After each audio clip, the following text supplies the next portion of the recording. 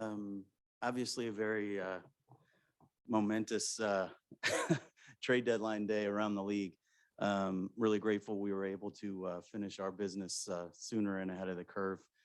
Even more grateful that CJ and Tony were as excited about getting here as they were, so that we can have them on the floor tonight. Um, but it's interesting. We entered the trade deadline period uh, kind of as a team that felt like we had a lot of momentum to begin with. As our injury situation had stabilized and the coaches were starting to have the ability to have some sort of consistency. I think you saw our team building a chemistry and a camaraderie with each other that we were really excited about. Um, I think we were 21-20 in our previous 41 games. Um, had a run where if we had three of our starters together at any given point, we were really playing well. Obviously, Jackson Hayes being inserted in the starting lineup at the time he was, gave everybody a shot in the arm. And so at that point, we felt like we were a team that was in a much more leveraged position than when we were 1-12, obviously, and really a team that was, I think, excited about our direction. It made us really want to lean into that a little bit more. It made us much more confident that we were moving in the right direction and that we were ready to absorb a player of the caliber of CJ McCollum, by way of example. Um, CJ, Larry, Tony, their wives, they're going to be the types of people that we care very deeply about. And I think you saw Tuesday what the people here are and what this family atmosphere really is trying to build. I've been in the NBA 28 years. I've never seen what happened Tuesday with Josh and Nikhil being in this building and the outpouring of love that this team has towards them and they had toward the team. It just speaks volumes to what Willie and his staff are building, to the human beings that are assembled here as a group. And CJ is only going to be all the more powerful for us because of that. This is a human being that's unparalleled in the NBA in many ways. Obviously, the president of the Players Association, a guy who you've already met, has incredible enthusiasm for being in New Orleans, for being with this team. And really it stems from, I think, Coach Green, what the group is building as a whole. And more importantly, and the thing that's the most exciting for me is word's out now on Brandon Ingram. And everybody's starting to hear it outside of the NBA. They're starting to hear it more anecdotally about how special Brandon really is. I've told all of you many times, you've heard me rant and rave about he's the hardest worker, he's our best human, he's this, he's that. This is what a star player looks like when their game is starting to explode from their fingertips and when all they care about is winning. And Brandon is that. He's a 24-year-old all-star who's now starting to learn what it looks like to be accretive to winning on his own and making people better. And when you put a player like that in position to play alongside someone like CJ McCollum, an all-star in his own right, who knows how to make people better, you start to really see the future of the franchise can be as bright as we had hoped it was. At the same time, that's on paper. So what we've earned so far is the right to continue to work and get better every day. Larry Nance Jr., some of you know already, will be having meniscus surgery tomorrow. We anticipate he won't join us for a period of time, probably a couple of weeks, I would think, before he gets here on campus. And we think he's probably 6 weeks from being on the court. Now, unfortunately, injuries like this, it's hard to know, but he's really, really excited to join us. We're super excited to have Larry and Haley joining us as well. Larry's father, somebody I have some history with, going back to my time as a kid in Phoenix. So there was a little bit more joy for me in bringing Larry. But the versatility he brings defensively was really important to us. Many of you know that we came into this not only consumed with the people, but we really wanted to be a bigger team. We wanted to play big and put bigger lineups on the court. And so the versatility of the pieces we have now, we feel really powerfully about the impact that could potentially have for us. And again, we're at the same time, you can say all of these things, it can look really cool on paper, and then the outcome is not what you would hope for. So we have a lot of work to do. I think our coaching staff knows that. I think this is going to take time. I think myself, Trajan, Swin, our front office group put us in a difficult position coming in. And I take total responsibility for that, just in terms of the amount of turnover we had, both on the coaching side and in the player front. It makes it really, really difficult when you have that much turnover. Guys are trying to learn each other. You have young men that have still trying to find their way in the NBA. You have coaches trying to learn their roster. And then you throw a bunch more injuries into it. So I think what's happened now is, as we've stabilized and everyone's starting to learn each other, we're starting to build. And so this is going to take some time. It's not going to be done overnight. We didn't do this to win overnight. We did this to continue to add to the group and be sustainable. And we're grateful to have the pieces we have to do that with on a human level. CJ and his wife, Elise, are going to be amazing with our group. So with that, I'll answer any questions you guys have. On the court, what do you hope to see? What result do you think will have a changed impact having CJ and Tony out there? Well, I think when I came here and met Mrs. Benson, I think her goal set was very clear. We wanted a team that was reflective of the spirit of the city. That's always been what we've been attempting to do.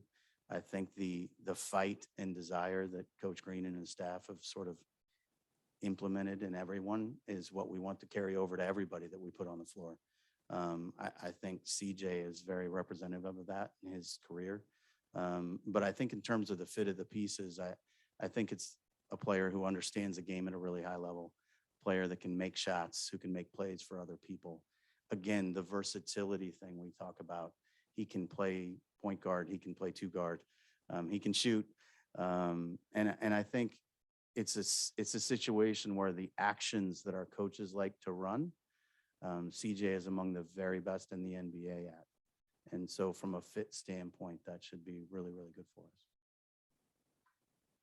Talked to you a lot these last few years just about trying to be competitive now while maintaining flexibility.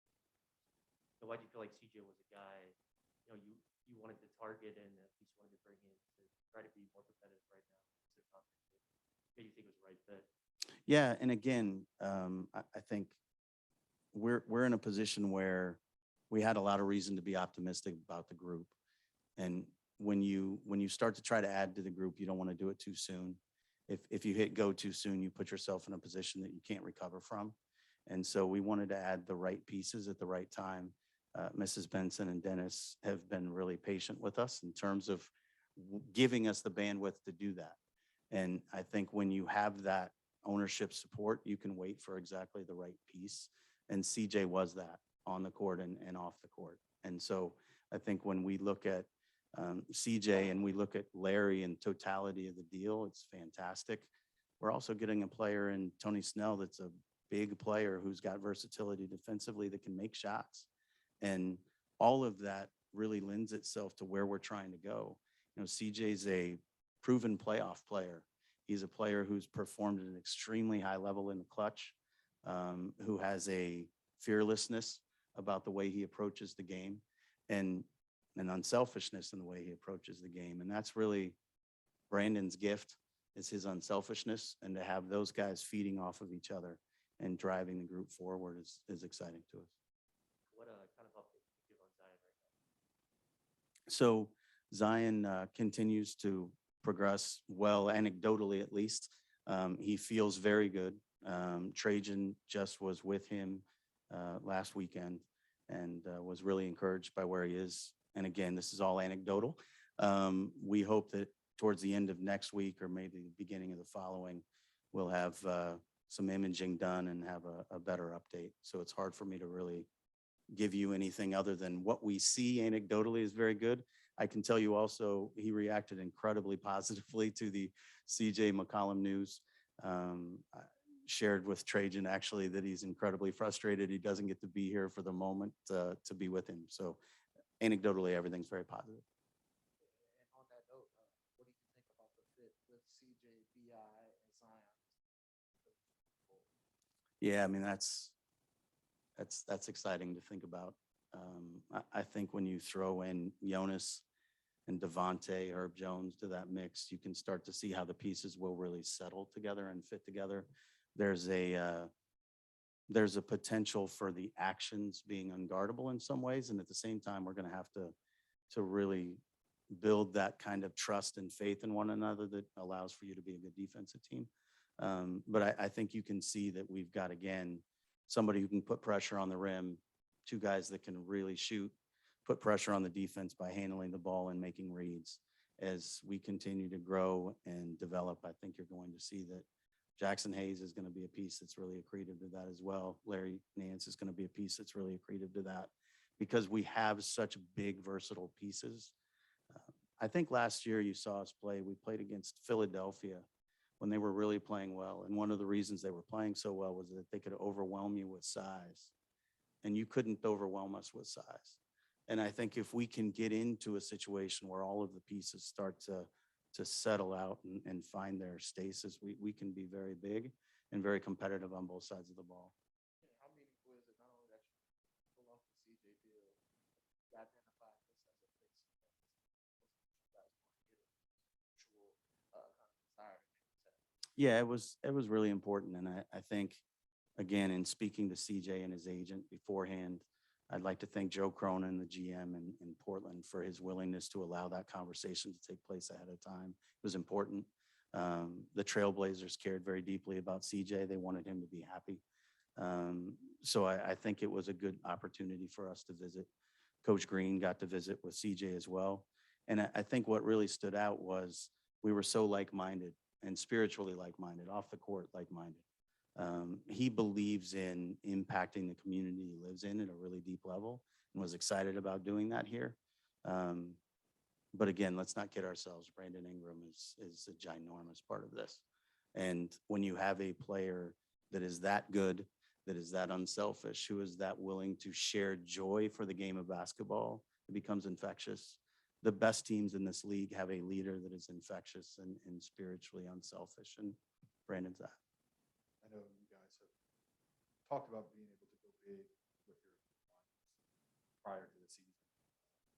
How has the success, I think, maybe of the team Cleveland being able to do it kind of reinforce that idea that having big lineups can work? Obviously, you've seen some of the results, but we kind of help reinforce that idea. Yeah, it's a great question. And actually it speaks to sort of what I touched on with the Philadelphia game last year. I think that Cleveland game is a game we wish we had won there. We beat them here. They have incredible size and they have incredible versatility, and they couldn't overwhelm us with that.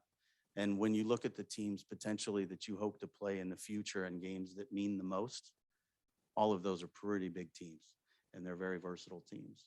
And the more skilled you can be with the most amount of size you can have, the most two-way players you can have on the court, the better chance you have. And I think, again, the coaching staff's willingness and trust in Jackson Hayes helps us a great deal in that way. But Larry Nance gives us a great deal of flexibility there as well. You know, we're unusual in the NBA in that we've got Jonas and Billy Hernan-Gomez, two real starting fives, guys who can score in the paint. And so because of that, we can always keep one of them on the floor. And now with Larry, Jackson, Brandon, Herb Jones, we can always keep big athletes on the floor that can make plays. So it sets up potentially very well, but none of that matters if we don't come together as a group very quickly. You know, these things get judged by the media. They get judged in social media in ways, and everybody's racing to give trade grades and all of those things. None of that makes any difference whatsoever if you don't win games. And this takes time. So we're excited about it, but we're more excited about it for what it means moving forward, not necessarily in the next few games. Right now, you guys do have an open roster spot. What is your philosophy? I know it kind of changes if you're Cleveland or where you're at. What's kind of the idea of what you would like that spot for the rest of the year?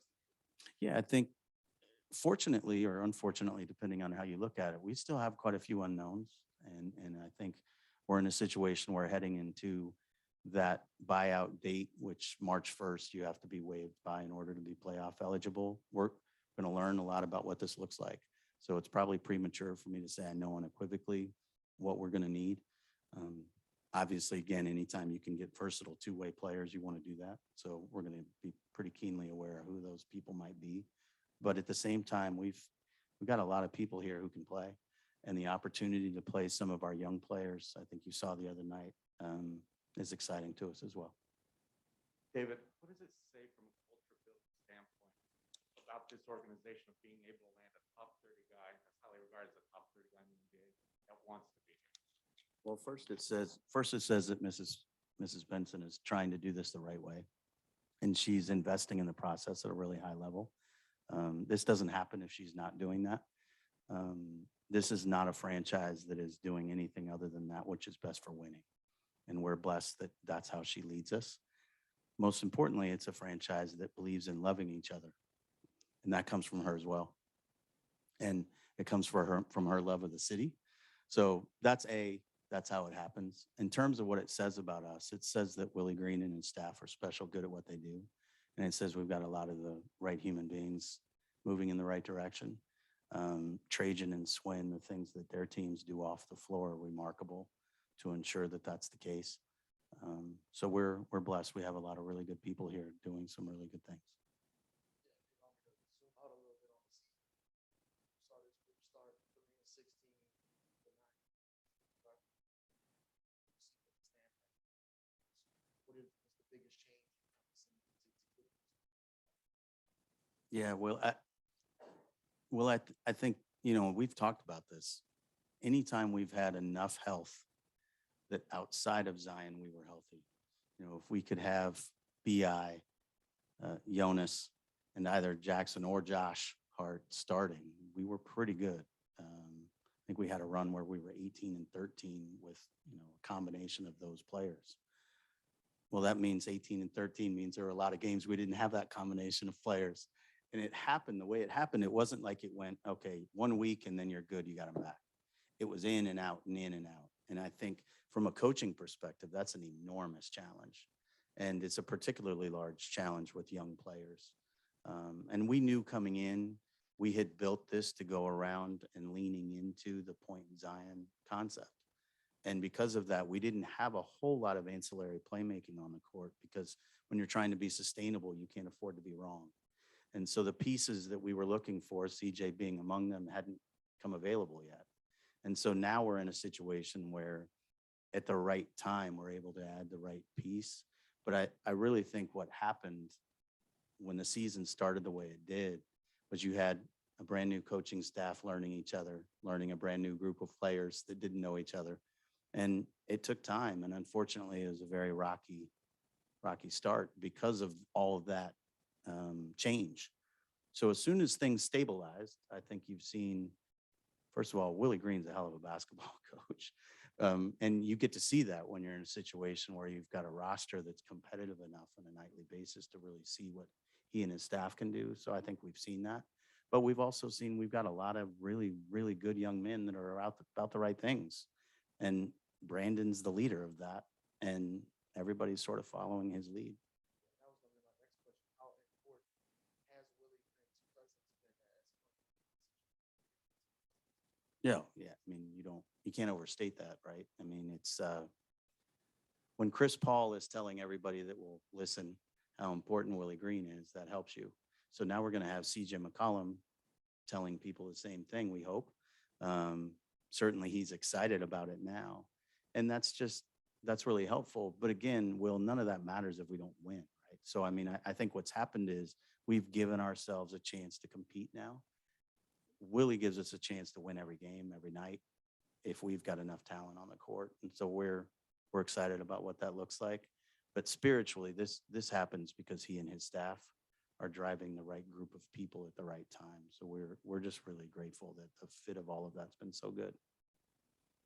Hey, David, over here. I just wanted to get back to Zion briefly. If the imaging is good, I don't know if you can give us a sense of what the next step is. But overall, like, how are you balancing the hope that he could at some point come back to contribute as his team goes towards the playoffs against what is realistic given what it's up to? So it's a great question. And I don't have enough information to even give you a sense of that. We're building this in such a way that we're going to be sustainable and the fit's going to be very good. whether he comes back now or in the future, when that happens, if it's 6 weeks from now, if it's, it that doesn't matter. So we're in a situation where we're going to be able to build in a very positive way. But really speaking to his situation because of where it is, I can't get into a lot of detail on it. So, because I just don't know enough to say. Thank you, guys.